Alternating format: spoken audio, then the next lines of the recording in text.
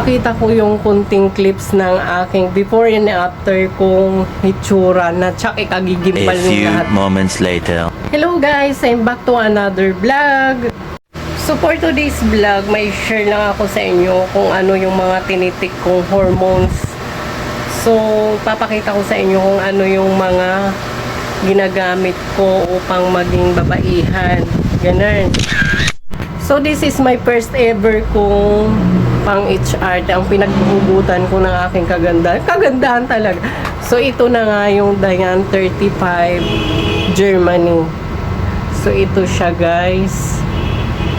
Dito ka talaga magiging fresh at blooming pag ito ang tinik nyo. So this is my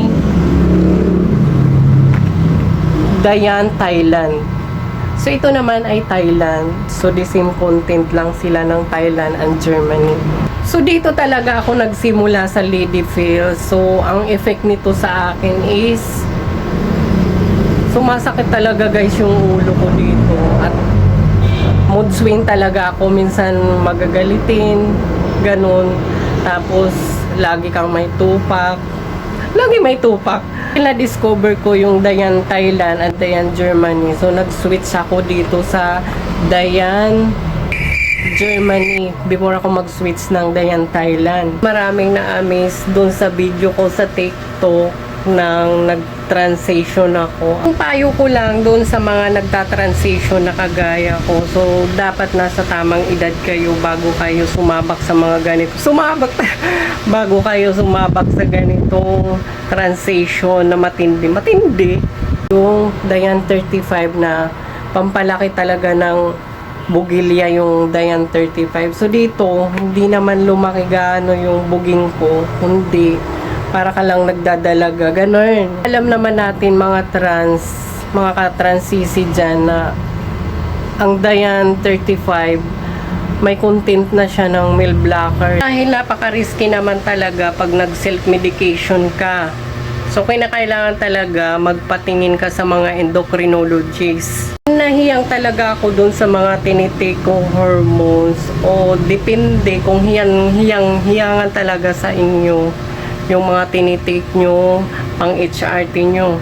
Based on my experience lang, doon sa mga iniinom ko. So, hindi talaga ako nagpatalo pagdating sa mga combo-combo ng mga pang HRT. So, yung Diane 35, talagang kinumbuhan ko siya ng Hikari Ultra. So, sobrang trending niya ngayon guys sa social media. So, ito talaga yung gluta na tinitake ko para maging fresh ka lang pagdating ng umaga. Fresh. Charis. Fresh talaga. Dahil dito naman talaga nag-light yung skin ko. Dito talaga ako nahiyang. Kita nyo naman. Ayan. Di ko alam kung nakita na yung mga maliliit na tigyawat. Oo, may tigyawat ako. Pero natanggal din ng hikari. So, effective talaga yung hikari. Dito talaga ako nahiyang sa hikari. So, dito na talaga ako, hindi ko siya iiwan. Di iiwan. Charot lang. So, dito talaga ako, ito na talaga yung best gluta para sa akin dahil dito talaga ako nahiyang. So, hiyangan din naman talaga.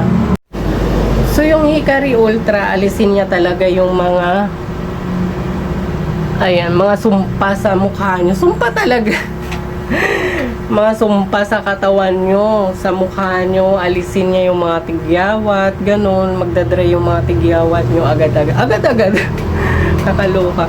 So, ayun, maganda yung effect niya sa akin dahil kuminis naman yung face ko sa Hikari.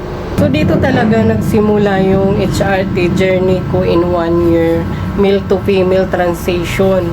So, ayun, ipapakita ko yung kunting clips ng aking before and after kong hitsura na tsak ikagigimbal yung lahat. Kagigimbal. Charot lang.